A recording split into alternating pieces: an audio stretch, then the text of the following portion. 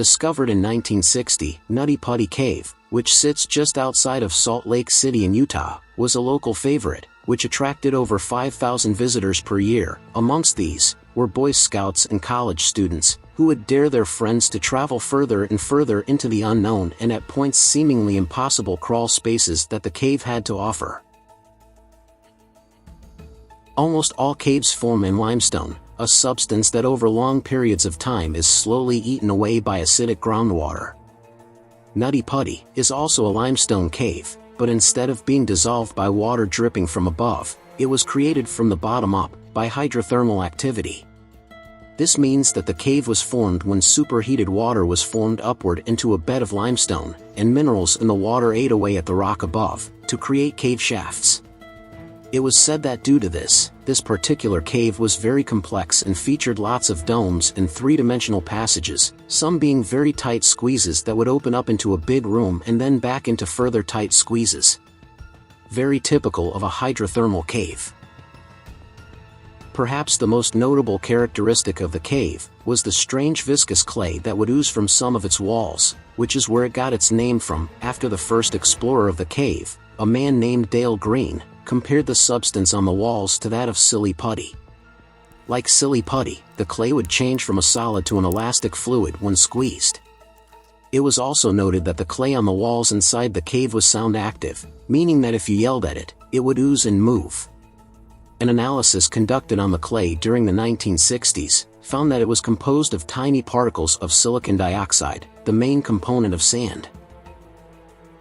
Being that the cave was so popular amongst residents and tourists alike, it was inevitable that there were times when amateur explorers would often find themselves in trouble, with many choosing to explore the cave in sandals and having limited to no supplies with them. From 1999 to 2004, it was reported that a total of 6 different people became stuck in one of Nutty Putty's narrow passages. It's not for nothing that 3 of the cave's tightest squeezes are called the Helmet Eater, the Scout Eater, and the Birth Canal. Fortunately, all 6 of those trapped made it out alive, but the local sheriff's office and search and rescue crews grew tired of making regular trips out to pull tourists from the cave, and they worried that the next accident would be fatal. Due to this, a decision was made in 2006 to close the cave, citing safety concerns. However, it would reopen in May 2009 after a cave management plan was signed with the Timpanogos Grotto, a society whose mission it was to conserve and protect caves. The grotto set up an online reservation system that only allowed one group inside the cave at a time, and the entrance to the cave was padlocked shut at night. Despite the new safety measures that were enforced, it would be just a few short months after reopening that one tourist would make a fatal wrong turn inside the cave, one that would ensure he would never again make it out, dead or alive. John Edward Jones was a 26-year-old medical student and family man. When he was younger, he often explored caves with his father and his brother. Moreover, he also volunteered for the Utah Cave Rescue, an organization founded by his own father. It was clear that he was more experienced than many. On November 24, 2009, John had been visiting his family for the holidays in Utah. This was when John, along with his brother Josh and 11 other close friends and family members, decided to head out to the Nutty Putty Cave. Standing at 6 feet tall and weighing around 200 pounds, John had not been cave exploring in a while. Although tall in height, he was said to have been thin and had the perfect stature for exploring the cave. John had never personally explored the Nutty Putty Cave before, however it was on this evening that he would enter for the first time at around 8 p.m. Being that there were a few children amongst them, the large group decided to split up into 2. The children and a few adults explored a less dangerous part of the cave, whilst the other adults ventured deeper into the more challenging parts of the cave. About an hour into the exploration, John decided to find the entrance to the infamous section of the cave, known as the Birth Canal, a narrow path through which explorers must navigate very carefully. He subsequently found an entrance and began to crawl through. As he crawled further and further, he began to use his fingers, hips and stomach to push himself deeper into the small space, believing that he was about to break through to a larger space. The harder it became, the more he was determined to get through. All the while, telling himself that others before him had managed it, so why couldn't he? Unfortunately, this was because John had mistakenly crawled into the wrong entrance, with the tunnel he sought, in a completely different area of the cave. On the screen now, shows the small gap where John had entered and became trapped. And over here is the entrance to the tunnel that John had believed that he was at. It did not take long for John to realize that he had made a grave mistake. His only option was to keep moving forward, and exhaled the air from his chest so he could fit through the L-shaped pinpoint, which was just 10 inches across and 18 inches high. But when John breathed in again, his chest expanded and he was wedged inside for good.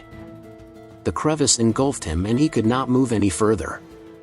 Quickly realizing the situation that John was in, his brother Josh attempted to pull him out, but to no avail. In a tragic turn of events, as he was pulling at John's legs, John slid even further down the shaft. What's worse is that now he was also stuck upside down with one hand beneath him and the other wedged above. Realizing that there was nothing he could do for his brother alone, Josh navigated himself back to the entrance of the cave to call for help, but by then, John was trapped 400 feet into the cave and 100 feet below the Earth's surface.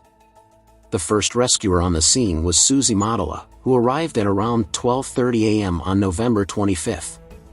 By this time, John had been trapped inside the Nutty Putty cave for 3.5 hours.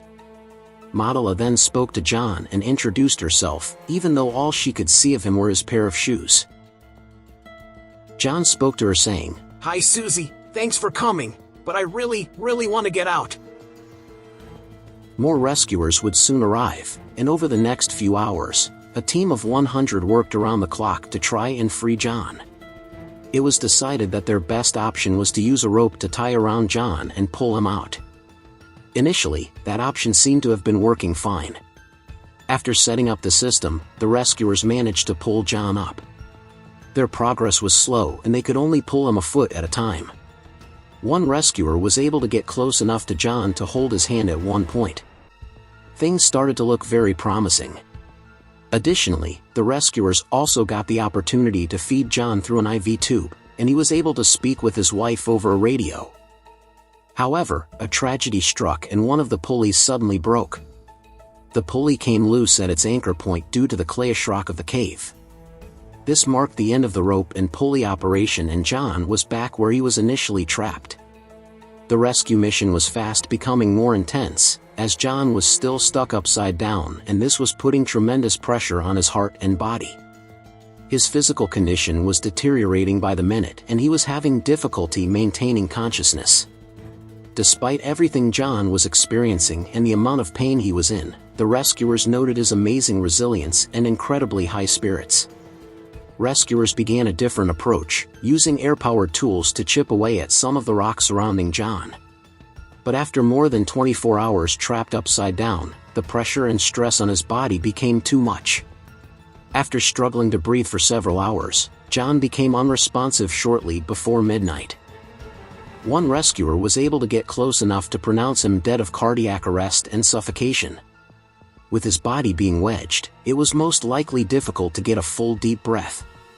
The rescue mission became a body recovery operation, but it would simply be too dangerous to get John out of the passage. The rescuers admitted that there were some distasteful solutions regarding how they would get John out of the cave. Things nobody wanted to do. Ultimately, the decision was made to leave him in place. The entrance to Nutty Putty Cave was boarded up and declared a public health hazard. A deputy from the Utah County Sheriff Department stood guard at the partially closed entrance before it could be sealed off for good. About a week later, concrete was poured into the main opening of the cave, sealing John inside forever. John left behind his wife Emily and their baby daughter Lizzie. Emily was also expecting their second child at the time, a boy who was born the following year and named after his dad.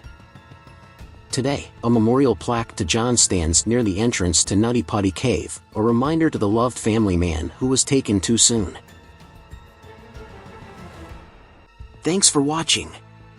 If you want to see more videos, please like and subscribe to support the channel.